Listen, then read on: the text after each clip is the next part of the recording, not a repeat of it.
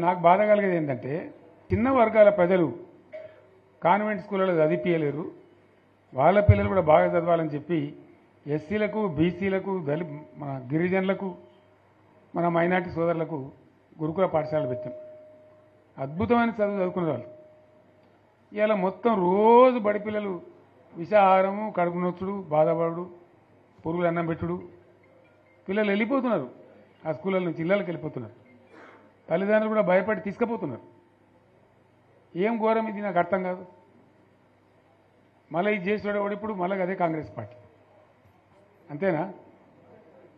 మళ్ళీ పాత కాంగ్రెస్ మోపైంది, మళ్ళీ కరెంటు కోతలు మోపైనాయి. ఎండాకాలం ఇంకేం గతి అవుతుందో, మార్చి ఏప్రిల్ ఏమవుతుందో. ఇంకా ఇటు కరెంటు కోతలు మోపైనాయి, ఇటు మంచినీళ్ళు సరిగొత్తలేవు, అడిగే నాతులు లేడు. ఎవడన్నా గట్టిగా నిలదీసి అడితే వాడిని పోలీస్ స్టేషన్లో పట్టేయడం. ఇదేనా రాజ్యం? ఇట్లే ఉంటుందా రాజ్యం? ఎందుకు వచ్చింది ఈ పరిస్థితి